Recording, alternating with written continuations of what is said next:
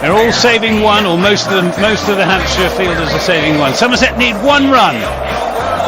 It's Edwards to Hildreth. He's there and bowls Hildreth, and he gets the run away through the onside, and Somerset have won.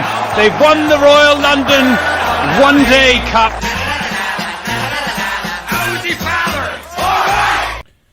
Hello there, you are listening to Always Look on the Bright Side of Life. This is the Somerset Cricket Podcast.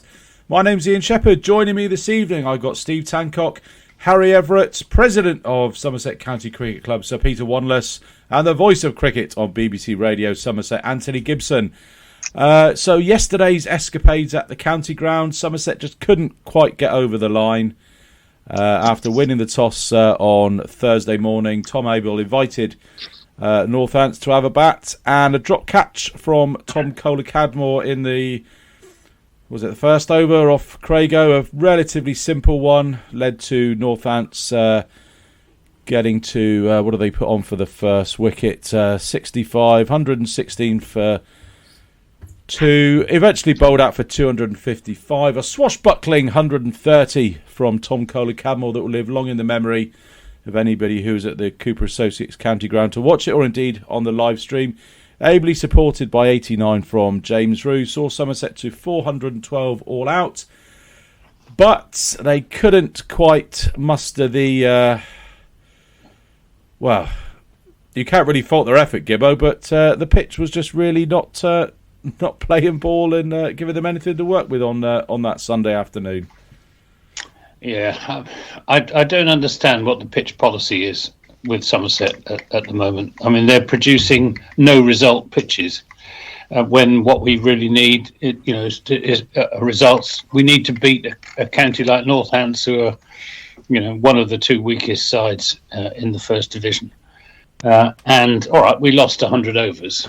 Roughly to the weather during the match, but that's not unexpected.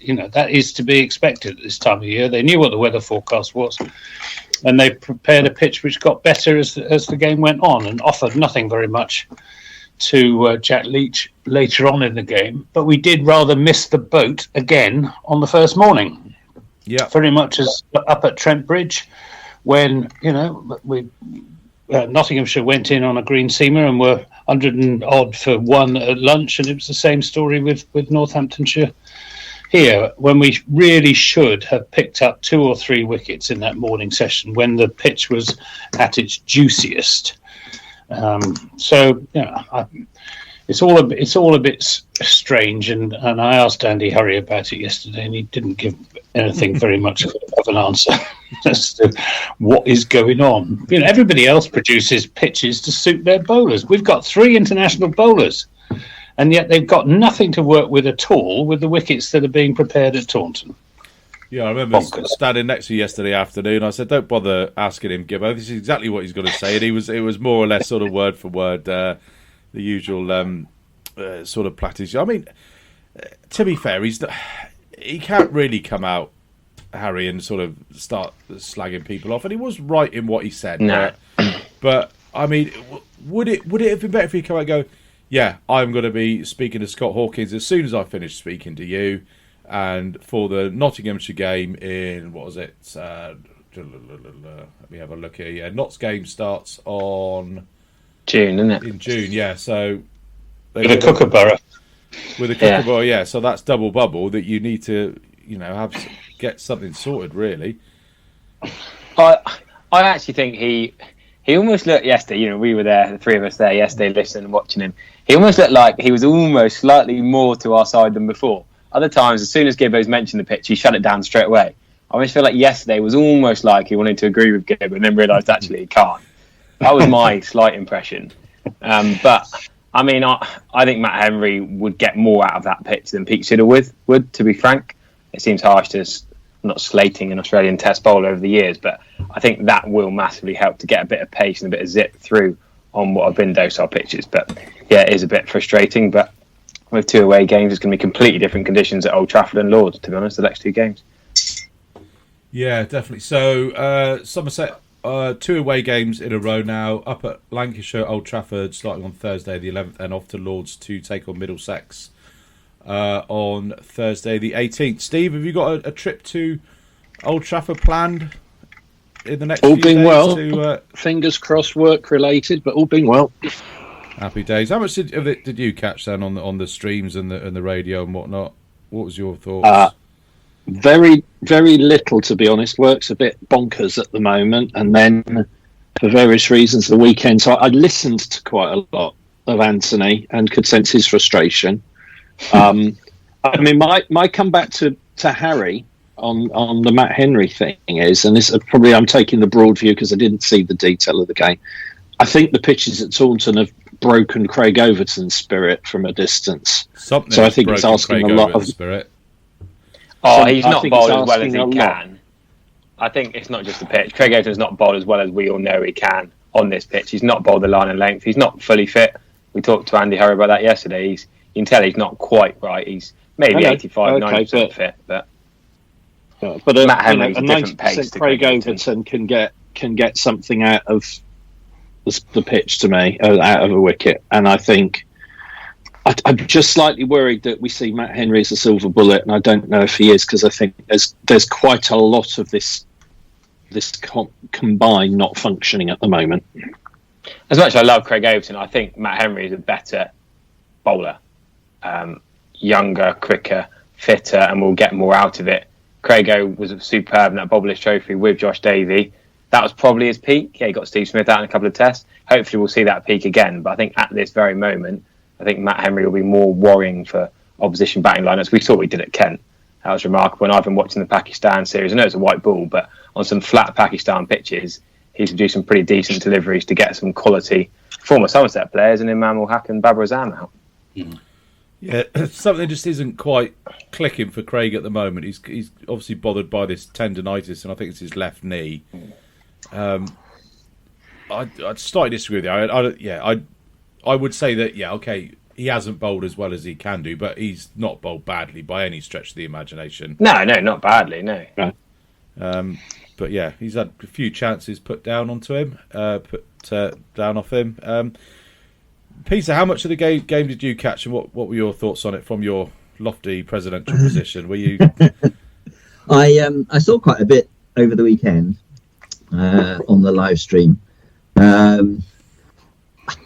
mean, I'm not a pitch expert, and I think that you can't just create a pitch to deliver a result magically. There are all sorts of risks with preparing pitches, which we have seen ourselves be punished for in the past. I expect that is a factor, but I do feel disappointed that our bowlers haven't bowled to their full potential. Craig doesn't look 100% himself. Obviously, we haven't had Josh Javey. We're a different side without him. Peter Siddle has bowled accurately, but without real sort of penetration. Unlike some of the other bowlers around the country who are taking 6, 7, 8 wickets, and so we've been a little bit found out when you combine that with not taking the early wickets in the first session. As Anthony said earlier, it's put us a bit on the back foot. So yeah, there are a few things to be disappointed about. There were also some, it was great to watch Tom Kohler-Cadmore's innings. I mean, that really was compelling and exciting. And there are other, positives that I could draw on, but wouldn't want to sugarcoat it, really. I mean, it's disappointing that we're this far into the season and we haven't had a win yet. And there are no easy games in this division. I've seen quite a bit of cricket. I've seen 7 out of the 10 teams in this division already this season. And there's no mugs. Each game is going to be tough. So we've got to be playing to our full potential to rise up the table, and I believe we can do. Just not seen it yet, have we? Which is a shame. Yeah, I mean, you can't fault the effort from the bowlers yesterday. When I was doing a bit on the live stream, you could see Tom Abel. He was moving the field about, trying to come up with innovative plans to get these guys out. A few of them worked. The little catch to sort of a backward square leg. Who was that one? That would have been... that was Leg going, Gregory. Yeah, that was Rob Keogh. And a couple of others. I mean, Pete Siddle, talking about him, he had a funny game, didn't he? He bowled okay, but his two of his wickets were sort of strangles down the leg side, and the other one was James Sales going for that scoop when they were 9 down in their first innings. Didn't particularly bowl badly, but not what you expect from your overseas, do you, at the minute? I thought he bowled too far leg side. He kept trying to hit leg stump with the Yorker and just so many balls down the leg side just frustrated me from Pete Siddle. Yeah, he didn't seem particularly eager to go for the stumps as well towards the end there. Particularly when he's bowled to Sanderson on that final evening, they were sort of trying to bounce him out and all these funny little plans when give yourself a chance and bowled at the sticks. But he bowled a dreadful over at Sanderson with about 3 short balls in it.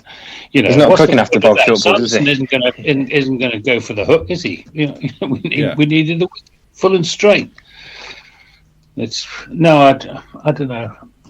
But he picks up 2-3 wickets every innings, and he's the most economical of them. But he just seems to have lost something. That little bit of magic. I don't know. I mean, he's charging and he's giving it 100%, hitting the pitch quite hard, but just not producing the results. And there's nothing in the pitch there to work with. You've got your 38, 39-year-old bowler flogging himself to death. It's exactly. Leads to Andy Hurry smiling and agreeing with you in an interview, Gibbo, which is strange times indeed. Well, I gave him a fairly easy ride, to be fair. Yeah, you were very nice to him.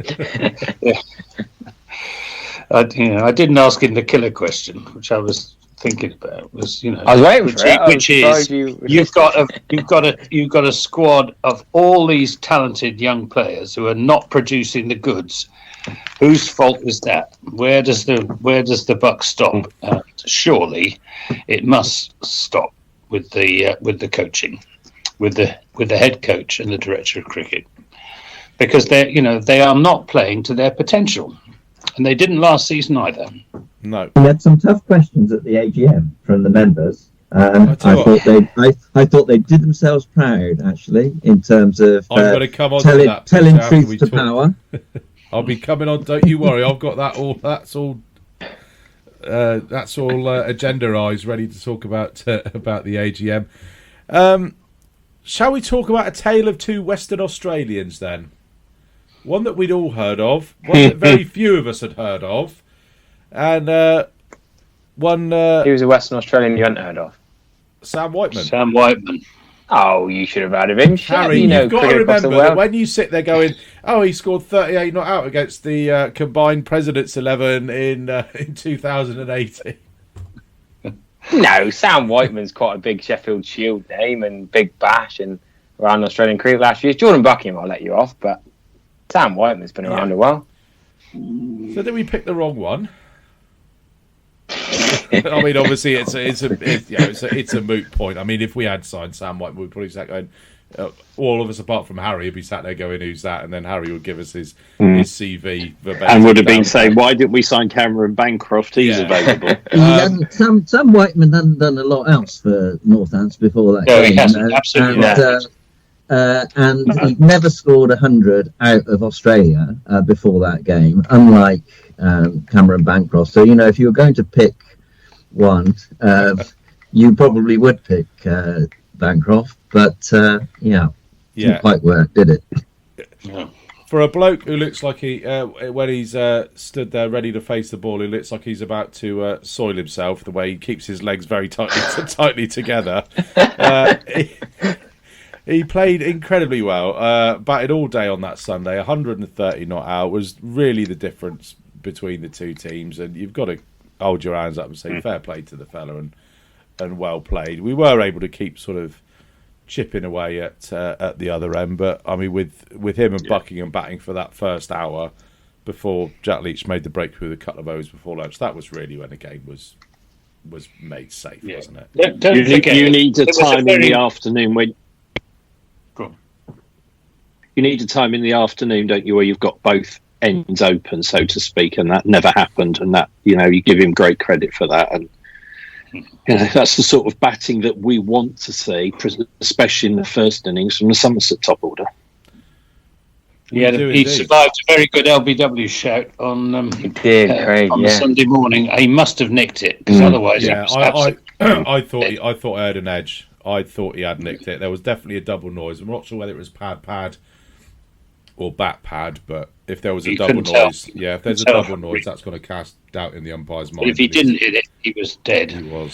He was absolutely stone dead. So the other point I was going to make about Northants is that they had to make 5 changes from the side that played against Hampshire. They were without their captain Luke Proctor and their best batsman, arguably best this season, Gareth Berg, and we still also Emilio Gay. And Emilio Gay, exactly. And Sam Whiteman might not have gotten the top 4 if Emilio Gay was playing. So, that's worth mentioning. 4 left-handers in the top 4. I don't know if that made us struggle to bowl at their 4 left-handers, but that's just an excuse, really. I don't know, Trigo seemed to be tearing his hair out every time they were going around the wicket, but to the left-handers in the first ball. They did go around the wicket and over the wicket. Sunday afternoon, they kept changing it up. They kept trying things. I mean, you can't fault the effort of the guys. No. A little bit of sloppiness. There was, a couple of drop slip catches on that last day. James Drew missed a stump in. And of course, that drop catch from Tom Kohler-Cadman on the first morning, that was, pretty crucial. I mean, Vasconcelos would have been on naught. He went on to get 70. Might have just set the tone. That was a sitter as well. Another reason. He takes a screamer on the last day as well, doesn't he? Yeah. So do we know if Matt Henry's in the country yet? I presume he must be. And more importantly, do we know if Cameron Bancroft has left the country? I think the flights were today. So they probably crossed across in the airways somewhere, across Dubai or somewhere. Yeah, I mean, it was a controversial signing to begin with in certain in some quarters, but 137 runs from 7 innings, best of 44, averaging 19.5. Not a good investment. You can't argue with. No, but it's Sheffield Shield stats you can't argue with, and you've got to go off that. He did all right for Durham. It's one of those. He'll join the Murali Vijay and the Imam ul Haq and Sajid Khan and the whole lot of the rest of them. That's right. Somerset's temporary overseas 11 who left a lot to be desired. But I mean, there are some healthy numbers in the averages. I mean, Abel's averaging 44.5. Kohler-Cadman's now got his up to 40.5. Rue's quite healthy down at 45. Jack Leach is leading the averages with 54.5. Casey's isn't bad at 48 either. And apart from that, there is one that there's only one Somerset player who's averaging in single figures at the moment. Sean Dixon. It's Sean Dixon, 7.86. Poor bloke. I feel really sorry for Sean Dixon. He's had a couple of bad decisions. Just when he seemed to be getting going. And I haven't met him, but I'm told he's a very, very nice guy and fits in very well in the dressing room. But I'd rather he was a bastard that scored hundreds, Gibbo, to be honest. But anyway, he was. To be fair, he was unlucky. He seemed to be. By all accounts, he didn't hit his caught behind, but it wasn't a great shot. But he didn't. No. Sometimes you just need a bit and to be fair, the guy's not particularly had a lot of luck. Every time we've he's been out there, so certainly the last few times, there have been interruptions and kind of immediate resumptions to the opening overs of our innings. They've had to go out for 5 or 6 overs, then it's rained or bad light, and then they've had to go back out and start again. So, I mean, it's a difficult one. He's one of these players who score when he scores big. He can score really big. In the second division. In the second division. Oh, Steve Smith only managed 13 in the second division. The match just gone. So I'm not sure there's a huge chasm between. That was one of the questions Andy Harry got challenged on by the members for sure. I don't know. He's clearly out of form and. his confidence must be. I mean, no one wants to be averaging 7, do they? That's about my level. I'd probably take 7 at first class cricket, Pete. Yeah. But yeah, I mean, he's always been signed on his previous record in the sense that he's not a kid that we've just brought up from the academy and chucked in to open the batting. He has got a body of work, if you like, in first class cricket, which was good enough to get him signed for Somerset. So, looking at that, do you kind of put him in the bracket of, well, we know you in the sense of what you can do. You're an established player in English domestic first class cricket. We are going to treat this like any other blip in form and have confidence in you and keep you at the top of the order? Or do you say to him, have a couple of games in the seconds now, get your feet moving, not too much, as he does like a bit of a shuffle, but get some confidence back, get some runs under your belt, and then come back in a few weeks when hopefully pitches are a bit better, the weather can't be as bad as it's been for the last few weeks, and come good then?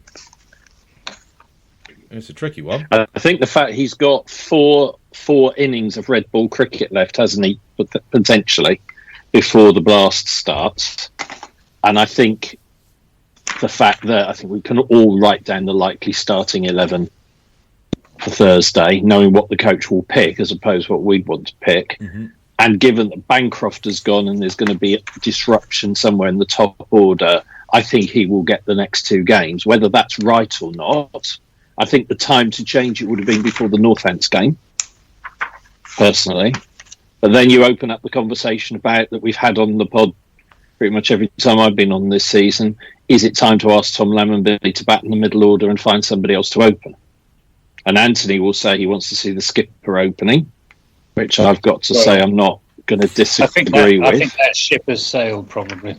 I can't see. I do. Yeah, I agree. But I think Lewis Goldsworthy would be an option to open. But he hasn't been opening in the 2s, so they're clearly not thinking that way. Yeah, but he's got a good defensive technique, and and that's what you need to open the innings. I mean, it's been Umeed and Davis opening. I think all the second team games I can remember looking at this year. I'm sure if we're wrong, Mike Unwood will be DMing me. No, that's right. That's right. Ben Green is batting in the middle order, skipper in the 2s. Obviously been used as a makeshift opener over the last few seasons. So if we talk about ships sailing, I think Ben Green is they're not seeing him as an opening option now for the county championship. So it really boils down to, if they're going to keep the consistency, either Dixon, Umeed or Davis, and Davis is the one in form.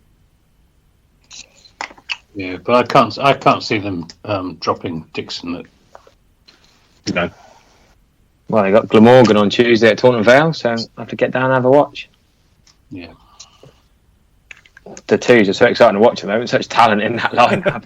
Some people I've been speaking to say it's more exciting to watch the second team than the first team. It's a bit like watching some of the Blast side, isn't it? It's great fun. It's a bit like Bridgewater against Taunton St Andrews on Saturday. Bridgewater against Taunton St Andrews, yeah.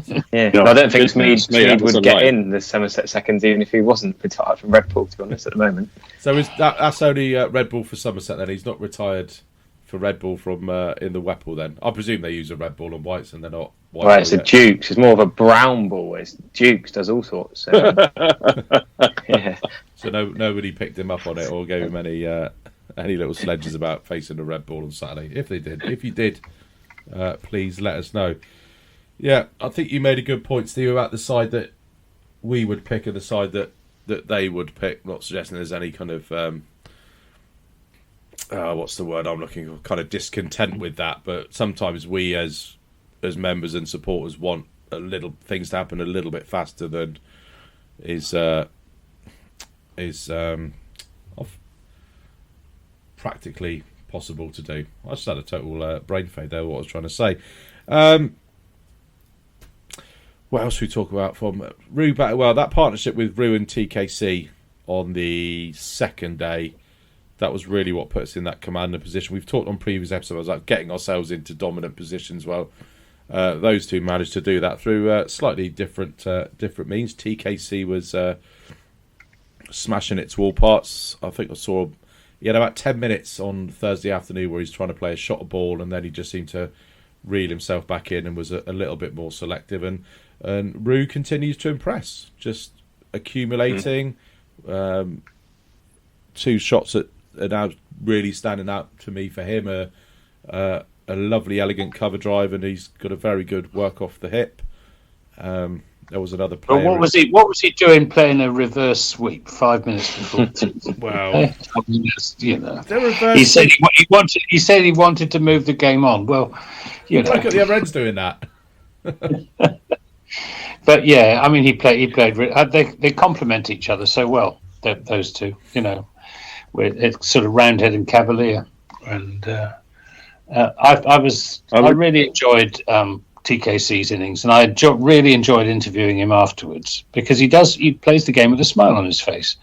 You know, sometimes he'll come off, and sometimes he'll play a really stupid shot and get out early on. And I think we've just got to take that, and that's his role in the side, and give him his head and let him go out and play that way, and not complain when he gives it away, which he will do.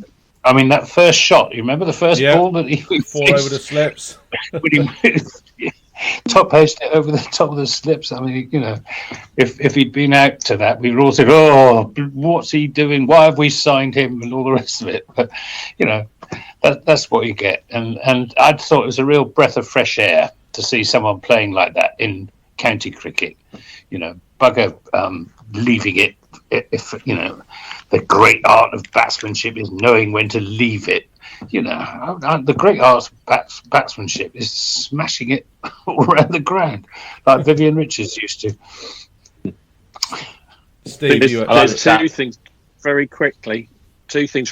One is, I think the responsibility is on those batting around Kola Cadmore to give him the platform to do that. Yeah, that's what you'd like to see. You know, then you mentioned Viv, and it was Rose, Roebuck, Denning around him that gave him the platform to do that back in the day. But the other thing is James Rue, he just continues to impress me in so many ways. And I think for someone so young, he's actually quite good at batting the situation. And that was, to me, that was an example on Saturday that there were times where he picked the tempo up a little bit. And okay, I know, Anthony, what you say, but equally, it's probably the way he plays. It's the way he's played all the time. And if he's going to keep scoring 80 odd, I'll let him get out to the odd reverse sweep just before tea, to be honest. Because if he averages 80 in his Somerset career, then I'm happy. He played 2 reverse sweeps, either in the same over or the previous over, and made no contact with either. You thought he'd learned his lesson by then. No, but I think his logic would be, I've not made contact with the previous 2, I'm going to nail this one. I think that's the way. That's the way you see the Bantons and the Smeeds and the white ball cricket thing. So I think that's where he's coming from. And you know, him and Lewis Gregory for me continue to be at this point of the season my 2 standouts of the season. I'm really pleased with both of them. Yeah. I like the stat that TKC's 104 of his runs off the front foot. He just, that big old step down, he runs down the wicket quite a lot, but he just booms everything straight, doesn't he? He doesn't mess about. I think that is a key partnership in the middle order. If the top order, even if they don't get big runs, if they can just see off enough of the new ball to allow TKC and Rue to play a bit more freely, it helps. If TKC's coming in at 40 for 2, then it's slightly different. So it doesn't have to be a number of runs. It can be volume of balls faced and taking time out of the bowler's legs to allow the middle order to come in and whack it. Yeah, 230s made in this match. TKC's took 102 balls and he was slowing down towards the end. Sam Whiteman's was off 269 balls. Good start. Played the situation though, didn't they? Absolutely, yeah. Absolutely played the situation. Jack Leach looked to find some rhythm from what I saw of him. He seemed to bowl a lot better than he's bowled in the previous 3 or 4 games this season. Picked up 3 wickets in the second innings to go with 3 wickets in the first innings, so 6 wickets in the match. He did, but a few weird field settings, I thought. The deep point he was bowling to Whiteman, just giving him that one, I thought was a bit odd. Whiteman wasn't particularly aggressive. There was that shimmy down the wicket and deposit over cow corner for 6 into the car park, but other than that, Whiteman's not a big sweeper or reverse sweeper. I thought thought they could have gone a little bit more attacking, even when the bloke's on 100 and didn't give many chance until those little pokey late cuts towards the end of yesterday. Just wonder if it was for that cut. Maybe they thought that would be a way to get him. You say he did inside edge a few that just missed it. That was right at the end, though, when you're trying to get the one to keep Sanson off strike. At the end, they kept giving him singles so that they could bowl at Tom Taylor, when I think Sam Whiteman was pretty much shot. You know, he was knackered, He was knackered, exactly. And I thought that was a tactical mistake by Tom Abel. I think they should... Tom Taylor can bat, yeah. He can. He can. And I think he got scored against us last year, yeah. Yeah, he did. He got 60 odd last year. I think another dreaded coaching word is thundering into my head here, or phrase, sticking to our plans. There was a plan for Whiteman, and that was the plan. And whether we think it's right or wrong, that was the plan. Casey Aldridge also continues to make good progress. Seems to be getting better, sort of game by game. He looks the obvious candidate to miss out at Old Trafford in a couple of days' time. Are we all ready for our teams for Old Trafford? Have we got our pens and papers done? Are we doing what we want or probable? Well, why not do both?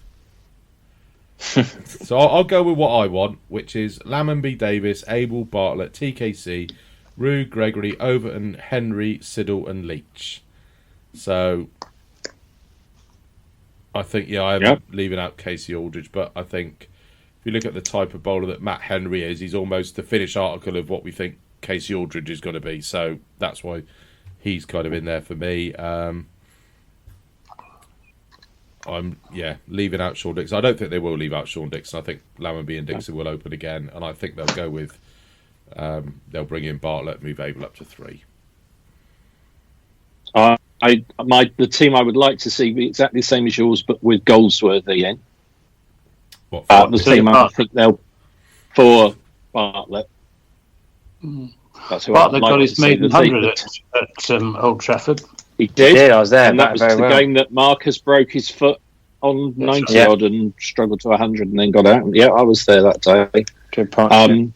I think they will go with the same openers, Abel up to 3, Bartlett at 4, etc. I don't disagree with anything else you said, Shep. Yeah, I agree. I suppose the only slight concern is if Craig's tendinitis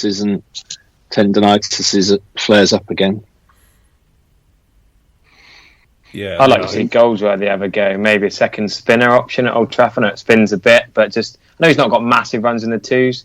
Most people have got runs in the twos, let's be honest. But he hasn't taken the first class wicket yet, has he? No, but I just think that's something different because they're not bowling Tom Lammonby because Tom Abel's not been sideshow, not been fit enough to bowl. I think it's nice to have that extra bowling option. If Abel and Lammonby were fit, it would help a lot. Well, yeah, that's what I'm worried about. I'd rather see no first class wickets. Lewis Goldsworthy. Roloff was in the 13 for the game we've just had. Yeah, well, good for him. Good to have kind of drinks with his feisty mentality. Some of us made a case for him to have been included as well.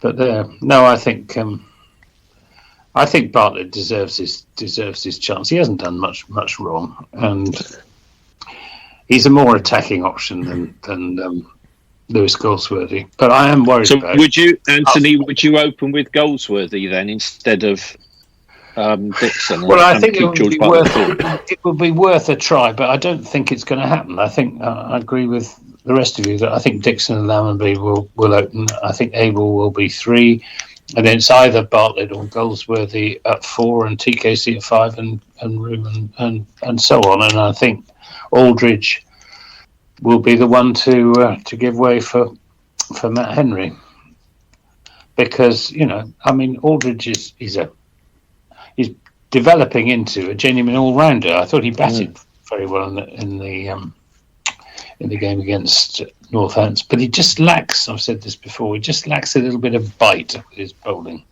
I'd like to see him bowling a little bit faster. Just he's got a very nice, easy, relaxed approach, and he gets it there and gets it over. But there's nothing like a fast bowler, a genuinely fast bowler, for taking wickets on a flat pitch. And that's what I'd like to see him striving to be, a really quick bowler. He's got the physique for it. He's got the action for it. And he's too nice, is he? You want him to be more nasty, fasty? I do. I really want him to be nastier. Yeah. And I want him to not have to go off to Surrey to be able to find it as well. Well, quite. Yeah, look how Gilchrist off to Kent. Yeah. I heard you say on the commentary, Anthony, that Somerset hadn't won at Old Trafford since 1962. Did anyone check if that was right?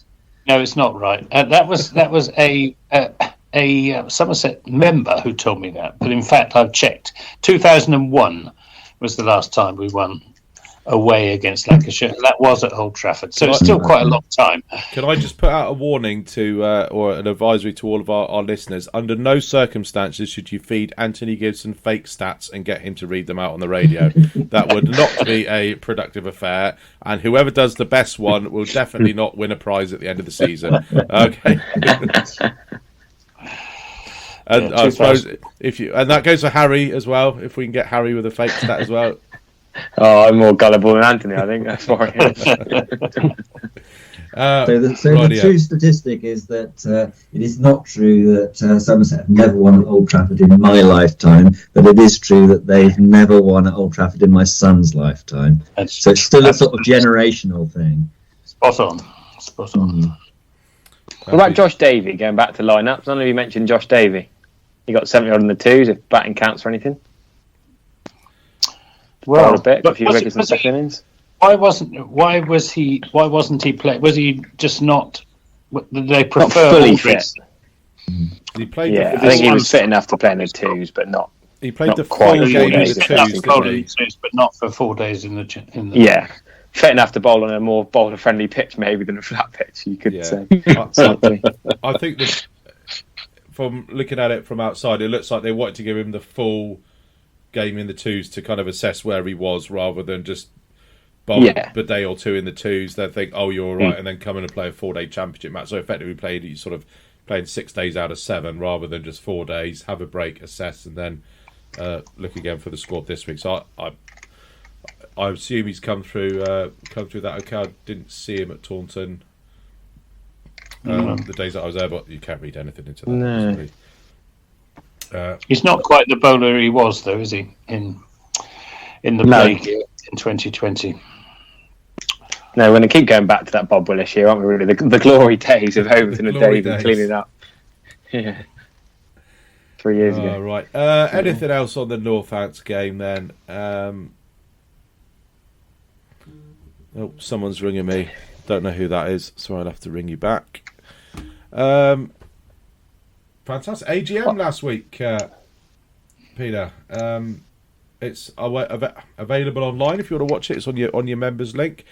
I would avoid listening to a question that I timed at 3 minutes and 36 seconds to Andy Hurry and Tom Abel.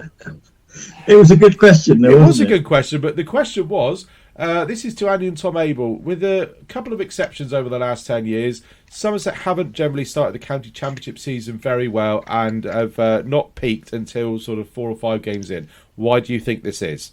That was the question, and he dragged that out to 3.5 minutes. Yeah, I thought no, it was even better. It was a better question than that, because it was if you discount the 2 Bob Willis years on the grounds that wasn't really first division cricket. The 2 years before that, we did start the season really well, but we haven't since, and we didn't for many years before that. So what was it about those 2 seasons that we are failing to replicate? I thought that was a really good question. So you suggested that Andy Hurry's now at home in his kitchen trying to stir up a fresh variant of COVID to... Well, it required it clearly he thought about it on a number of levels, I think. I thought it was an interesting... Anyway, it was a good question. But yes, it did leave a little to be desired in terms of the length of time it took to ask the question. But, the guy had done a lot of research, and it was his big moment. So it was almost as long as my speech. Well, my favourite thing about the question is, if you look over Tom Abel's left-hand shoulder through the windows of the county room, and you kind of skip from the start to the end of the question, it gets noticeably darker outside as he's asked the question. So I wasn't sure whether they would have to the umpires were asking for the floodlights to be put on, whether we'd have bad light stop play because this incredibly long question. But so I kind of skipped through the AGM, but your Hearts and Minds project kind of came to fruition, and you've got all the data about that there, Peter. So do you want to give us, if you aren't familiar with that, do you want to give us a quick background to what that was? Yeah, I'll have a go. I mean, when I was invited to be and then voted to be the president, it's a funny old role because you don't actually have any formal responsibilities, but you get to sit in on all these extraordinary discussions about the club, whether that is the kind of organisation and management, the development, the ground, the strategy, the way in which we influence what the ECB is and isn't trying to do to the game.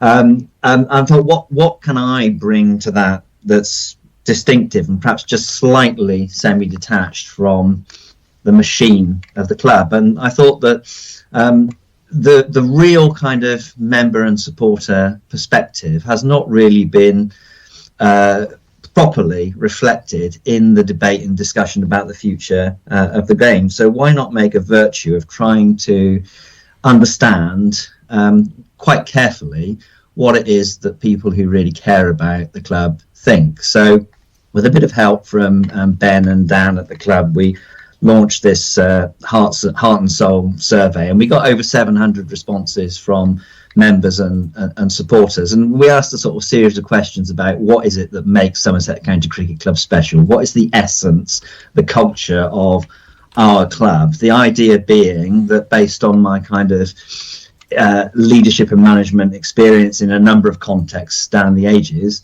it's really, really important to respect your history and what it is that gets you to a particular position in a moment in time as you face change out into the future. So change is going to happen.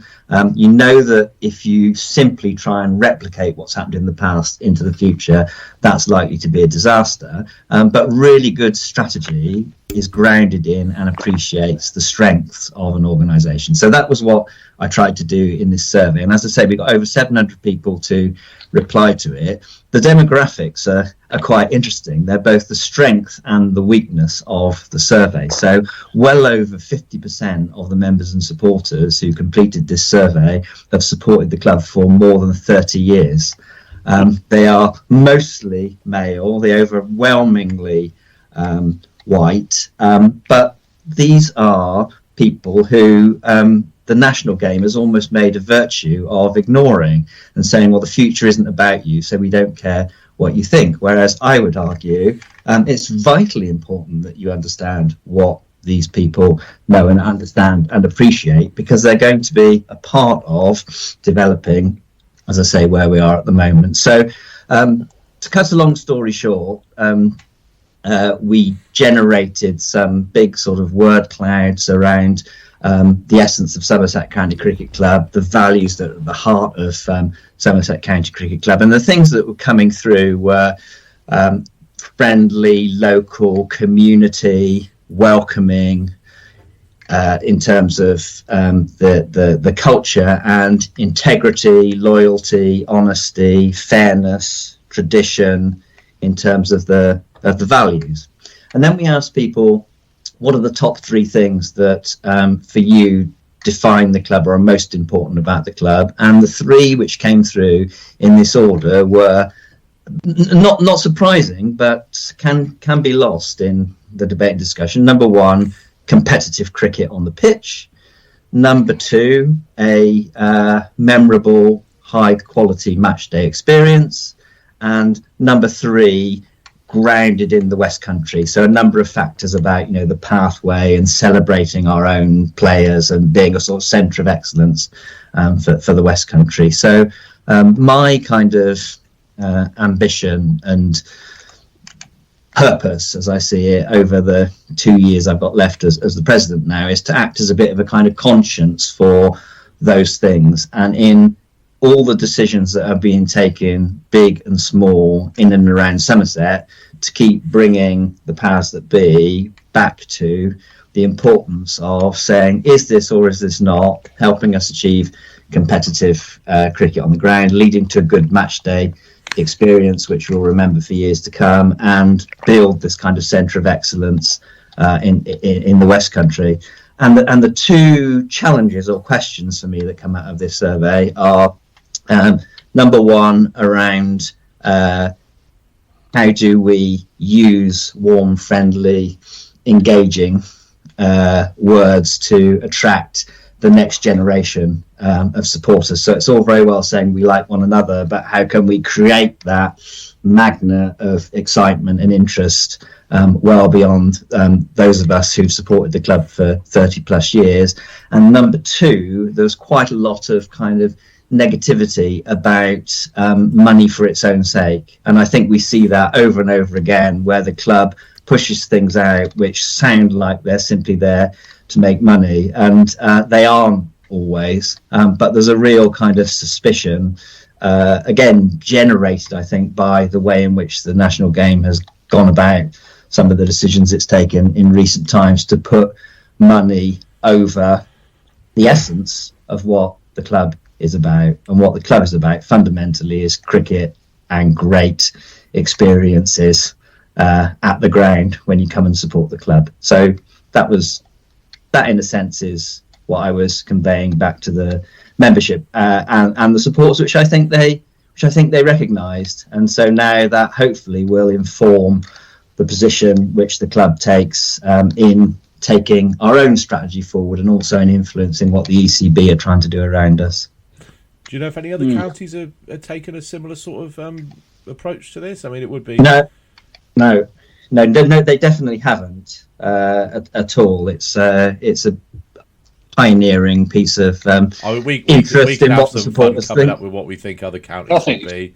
Surrey, money. No, that's ridiculous. That is completely ridiculous and totally unfair to Surrey, who are one of the best county clubs in the country now, and have been for several years. And they are doing what we ought to be doing, which is point 3 of the priorities that came through from that survey, which is to keep that West Country core, not to try and buy in success from outside, but to develop our own players who come from the West Country, and Somerset stands for West Country cricket.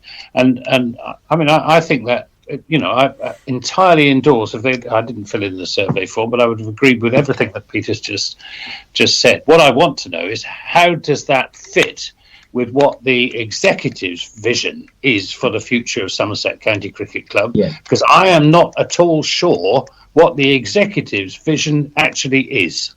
Yeah, so the club is producing its vision and strategy at the moment, and has a big conversation going on in and around the club. And this survey is a fundamental part of informing that strategy. So I think you're absolutely right, Anthony. What matters at the end of the day is the club's articulation of what it stands for and what it's seeking to do. And our survey is a really important contributor to that. So I was delighted that they asked me to present it at the AGM, because the more times I tell this story and the more I reflect what this 700 plus people are saying, the more likely it is that these themes are highly visible in what it is we express. And I've no reason in big picture terms to doubt that. In some ways it's the associating the smaller steps and the day-to-day decisions and communication of them with this bigger picture that may take a little bit more time. Well, my son George asked me today, came over, he said, what's the vision for Somerset County Cricket Club? What are they trying to achieve in the future? And I honestly couldn't answer that question. And I think it needs to be answered, and it needs to be an answer that embraces all aspects, from the executive, the players, and the supporters and members. And I think, the work that you've done, Peter, is a absolutely wonderful foundation, basis, platform on which to build that vision that we can all sign up to. But at the moment, it's very, very cloudy. It's coming. I mean, we have a really strong board at Somerset now, chaired by Michael Barber. There's some highly talented and committed people on there, and I don't doubt for a minute that something of the sort you're describing is coming soon. But yeah, it's not there at the moment. Yeah. Good, excellent, good work. Excellent stuff, Pete. Yeah. I mean, there wasn't really much else that went on at the AGM in terms of votes. I mean, the ratification of Richard Bryce, Christine Brewer, and Jeff Vian as the member directors. That was rubber stamped. It's not like your club AGM where you get to vote for the captain and vote for the secretary and vote for the president and all that sort of stuff. That's all done securely online beforehand. Do we miss anything else? I don't think there was much else to. No, I mean the treasurer gives a report on the state of the finances of the county, and there'd be no surprises to any of you in that. Really, we're in a reasonably healthy but challenged position. We're not like a sort of Surrey or some of the big test grounds that can generate huge profits as a consequence of the signature fixtures which they get and the other things which they can run from their grounds, nor are we one of the counties which has just a tiny number of members and relies pretty much completely on the handouts it gets from the ECB. But one of the challenges for us is how do we diversify our income and generate enough income to be able to buy and develop the best players available to us so that we can be competitive on the pitch. That was the other main item, I suppose. On that note, did you see Lionel at the King's coronation concert last night? Warming up for his gig at the Cooper Associates County Down on the. I thought he looked good. The little Prince Will gag as well. He's not going to go all night long. I enjoyed that. Very good. Well, I think he will go all night long at the catch. He goes 73 years old, Lionel Richie. So good effort. Still looking good for it. So yeah, if you want to see, I think there's still a few tickets available for the Lionel Richie gig at Taunton on the 11th of June. So if you want to pop along to that, just pop on the Somerset cricket website. All this stuff will be on there. Or is it on the Cooper Associates? Is it on cacgsomerset.co.uk or Somerset Counties? Probably linked to it. I'm sure there's a link to it on the. I'm sure it'll be on both. If you're IT savvy enough to find this podcast, I'm sure you're IT savvy enough to stick Lionel Richie Taunton into that there Google. How are we doing for time? 52 minutes. I'm going to be selective. Did any of you have any favourite questions that we can just pick out of the list this week? Because predictably, when Somerset don't win, we seem to get a barrage of them through.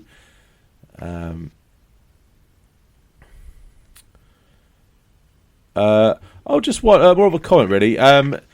It only been you not being able to make up overs on the last day. Why is that? Yeah, that was a good point. Why should it change? I thought that was a good point. Yeah. I don't know. The farcical running back. Did you see Colin Ackerman's over yesterday? Absolute joke. Last game of the Leicestershire game, literally sprinting to bowl. They bowled one over at the openers. He just blocked it out, and he's literally sprinting to try and stop the minus points. And that's been frustrating me, the whole over rate thing this year, that everyone's so panicking to not get minus, not to lose their bonus points, that they're not worrying about the cricket so much. They're just chucking on an off spinner with a new ball just to try and not get minus. I think that's become a bit of a farce. Well, that happened in the Somerset innings towards the end of that, with Northants running from one end to the other and bowling their spinners and not taking the new ball, so in order to keep their spinners on. It's diluting the quality of cricket by trying to make people have to do this. Is just ridiculous. Yeah, but then, there's no reason. 16 overs an hour is not that demanding, for Christ's sake. For years and years, they used to bowl 20 overs an hour with no problem at all. Fast bowlers and spinners combined. And Somerset generally are amongst the least bad. I mean, we bowl our overs pretty expeditiously. That's the word, expeditiously. Word of the week. Unlike Nottinghamshire, for example. Yeah, we've got a lot of quicks, I suppose. Yeah, but even with quick bowlers, you can still changeover. Pete Siddle worries me slightly that he looked so knackered, bless him, yesterday. He's trudging back to his mark. Do I really have to bowl again? Yeah. Well, the good news, but same at the end of last season as well, wasn't it? Yeah. Going back to Andy Cleeve's point, though, why is it that you can't make up any time on the last day? I don't know. Is there a reason for it? Is it? The only thing that I could think of, and I think someone mentioned it, was that back in the day, some players would need to be somewhere else to start another game the next day. But it doesn't make a lot of sense to me, because the fixtures aren't really organised like that anymore, are they? No. So maybe it's a relic of old times, and no, I think it's a relatively recent regulation. Oh, is it? Yeah. Well, relatively in the last 20 years. I mean, on that last day, you're always going to have one side that is ahead of the game and another side that is behind the eight ball. So one side is going to be trying to speed things up, the other one is going to try to slow it down. But so what? That's up for the umpires to manage. What possible reason could there be for not starting half an hour earlier and just going on until it's dark to make up the overs that you've lost? Quite. Yeah. And if you have to catch a train, well, you'd have just. Talking about umpires, just a word of credit to Neil Mallender and David Mills for getting the game on Friday as quickly as they did, because that bit of outfield in front of the Colin Atkinson Pavilion could easily have provided an excuse for either delaying until tea time or not playing at all, and they showed great deal of common sense and credit to the ground staff as well for all the work that they did to get the ground fit. When I looked, I think I was with Harry up in the press box looking down, and when they took that cover off in front of the Colin Atkinson Pavilion, we all thought, oh my God, we're not going to see any cricket today at all. But no, in the end, we got, 46 overs worth, and good cricket it was too. So, and Tom acknowledged that. I thought it was really nice. I was still there at 7:45 last night, faffing around really.